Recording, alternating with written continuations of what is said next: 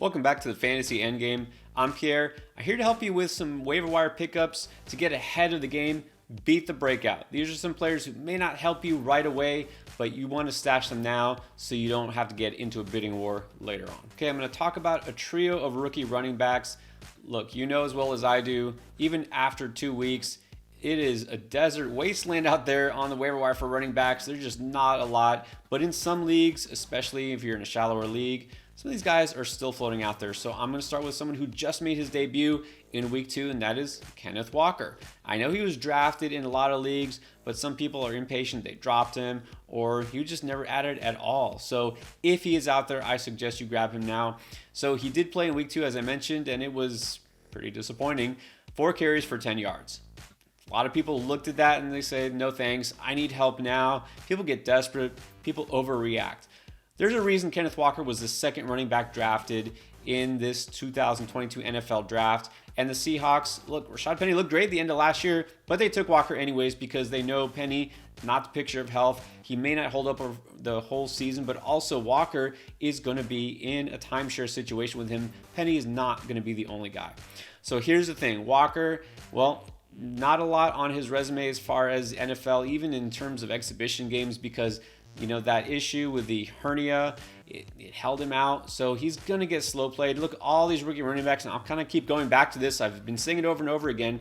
Rookie running backs don't just come in and play right away like they used to. Rookie running backs aren't drafted as high as they used to be. It will take time. So you're going to have to be patient. But Kenneth Walker's upside is higher than any rookie running back other than arguably Breece Hall. Here's the thing. You might know in college, he was pretty good. A 99% college dominator rating. For those who don't know, college dominator shows how much of a market share, of their team's carries and touches that they got yardage wise. So, those who may not be math majors, I'll tell you the 99th percentile, it's the best you can get. There is no 100th percentile. Kenneth Walker was a beast, 1,600 yards rushing, over 1,600 yards, 19 touchdowns. Now, the knock on him is maybe he's not a huge pass-catching threat, but guess what? He's better than Rashad Penny, who literally does not get targeted. So in that last game that the Seahawks played in week 2, which was a really tough matchup with San Francisco, at the very least, he got 2 catches. And Penny is not getting those catches. So Walker is technically the pass-catching back. I know they got guys like Travis Homer and DJ Dallas, but let's be honest, if Walker really steps up, he could be a 3-down back.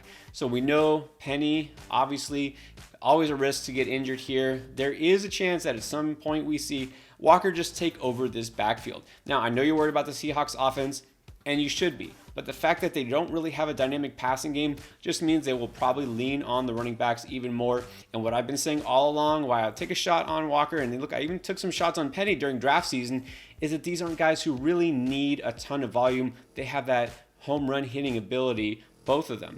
Walker, you've seen it, one cut and go, right? He's a guy who can take it to the house on any given play, and I'll take a shot on a guy like that rather than somebody who needs 20 carries, needs to get targeted in the passing game just to produce. So Walker, of course, you're not starting him right now, but you definitely need to reserve a spot on your bench for him if he's out there. All right, now let's talk about a guy who was dropped in a lot of leagues after 1 week. Talk about knee-jerk reactions, but James Cook, you saw, of course, got in there early and immediately fumbled, didn't see the field again. So a lot of people just immediately ready to cancel him and just say he's a bust. And of course, some people were just waiting to say that. Look, we saw a lot of overreaction.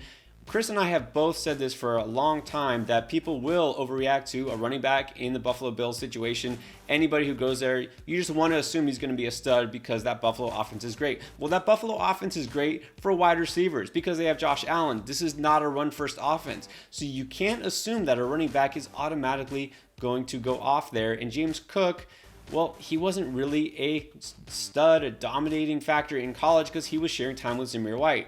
Talk about Kenneth Walker's college dominator. James Cook was nowhere near that, okay? But James Cook is a talented athlete. We know he can get chunks of yard on the ground at times, and he is a prolific pass-catching back, unlike Walker, unlike Devin Singletary. And Zach Moss, come on, really? So yeah, Zach Moss caught a few passes in week 1, but that was only because Cook had to spend his time in the doghouse, and he is out now. So a lot of you, like me, probably tuned out the fourth quarter of that Monday night game where Tennessee was getting throttled by Buffalo. you might not have noticed that in what should have been this garbage time where Devin Singletary puts up some numbers, it wasn't Devin Singletary. Singletary only got 6 carries on the night. Meanwhile, James Cook, 11 carries for 53 yards. Now, you don't want to overreact to garbage time stats either, but I think it's interesting that people are ready to write off Cook and think that he's going to spend all this time on the sideline, and he was technically the lead rusher by a good margin in that game. I think they want Cook to really succeed. They obviously drafted him for a reason. I don't think it's really that long until we see Cook take over lead back role, and he is a guy who technically could play on both early and passing downs. I'm not ready to say that a Bills running back is going to dominate in fantasy because I don't think that that's what's going to happen. But this is a guy who could be in your starting lineup by midseason. So if Cook was dropped in your league somewhere, this is a good time to scoop him up before anybody notices that, hey, he's actually getting involved. And then my third rookie running back is a guy who was also inactive for week 1, but not because he was hurt. He just was sitting on the bench because Tyler Algier really didn't stand out in the preseason. And that's worrisome, right? That he was on the depth chart behind Cordero Patterson, the starter there, behind Damian Williams, and I don't even know if he was technically ahead of whoever else they have. At some point, I think he was behind Kadri Allison, who got cut, and then Avery Williams. But look, here's the thing. Algier was active week 2, and he got 10 carries for 30 yards. So not good on the yardage, front, but good in the fact that he did get a healthy amount of carries. And we know Damian Williams is on IR, so he's going to miss a few weeks. So this is the chance for Algier to prove he belongs, to prove he can share at least some of the load. So here's the encouraging thing. The Atlanta offense, maybe you don't want a piece of that rushing game, but maybe you should. So after the first 2 games, Atlanta Falcons are actually 7th in the league in rushing yardage and 5th in attempts.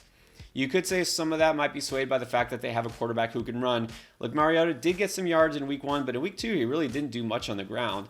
Cordero Patterson ran the ball a ton, and the fact that they faced 2 really good defenses should make it really encouraging that they're sticking to the ground game, okay? They had to face the Saints and the Rams. Those are 2 really good defenses, and it's not like Atlanta was playing in front the whole time. So they are going to commit to the run. That means Algier could get that volume, and right now that's what you got to chase. You have to chase the guys who are going to get touches, and Algier, maybe he's not that game-breaking type of back, but he's got an opportunity. He's got a path that touches. He is a good receiver out of the backfield. We'll see if that kind of plays a factor later on. So even though he's not the most exciting, look, at this point, he's got a lot of upside compared to everybody else out there on the waivers. So Algier might be worth a stash if you're in a fairly deep league. All right, now as far as receivers go, well, I hate to really push anybody from Dallas these days, but look, you can't ignore Michael Gallup any longer if he's still floating out there. Some people have been stashing and waiting patiently, and some people are not. Some people just don't want a part of this Cowboys offense, and that's understandable. Look, they pulled out a win, but barely in week 2. Cooper Rush is still the guy.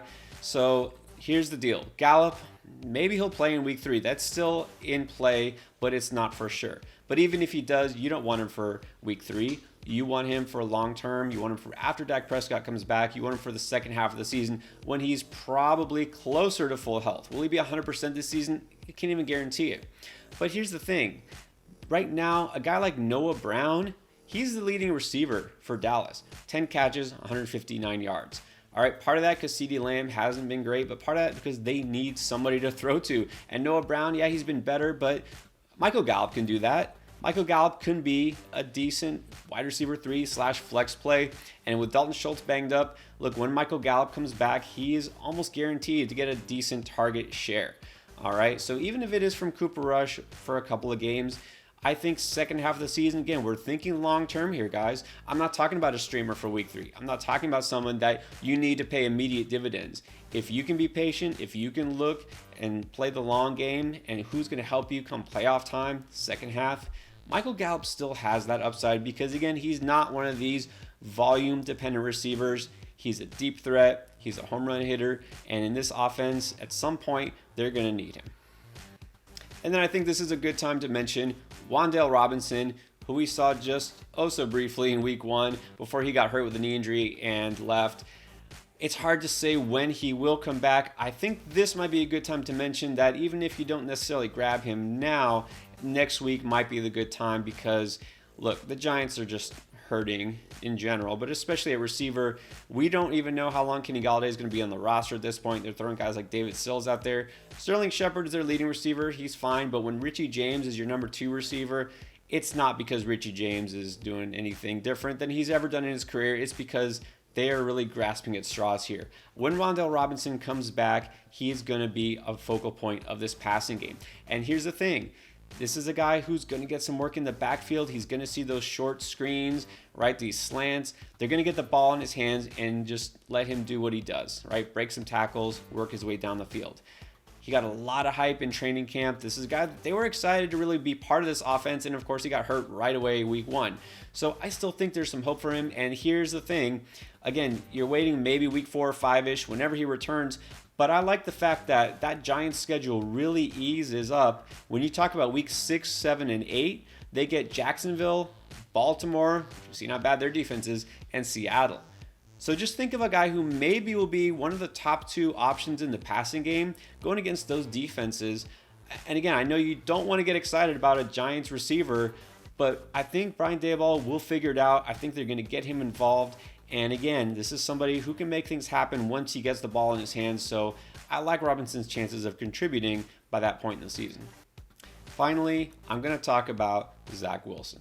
That's right, Zach Wilson, who might not be that far off from being the starting quarterback for a team that, hold on to your seats, is leading the league in pass attempts by a good margin, by 15. They have 104 pass attempts. The next closest is 89. And you might know that Joe Flacco's thrown for over 300 yards in each of the first 2 weeks. Now, here's the question, and you got to really ask yourself this.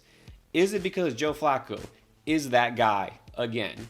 I mean, was Joe Flacco ever really that guy even in Baltimore? Or is it because the receivers in New York are really that good? When you got Garrett Wilson, the rookie, when you got Elijah Moore his second year, Corey Davis is a quality third receiver. Maybe this Jets offense is just a quarterback away from being a really dangerous offense, and they've been pretty good so far already.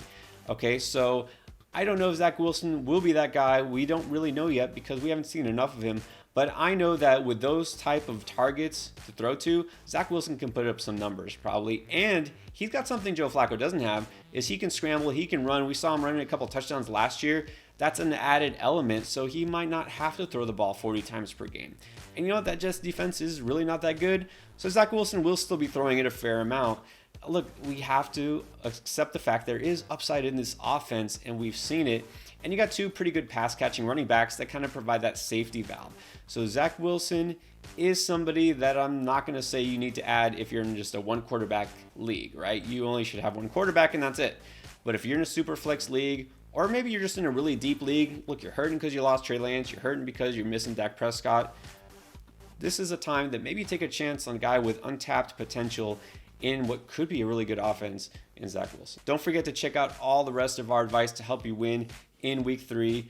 Check out this playlist right here and keep it going with our start sit advice, waiver wire trades, everything you need to help you win.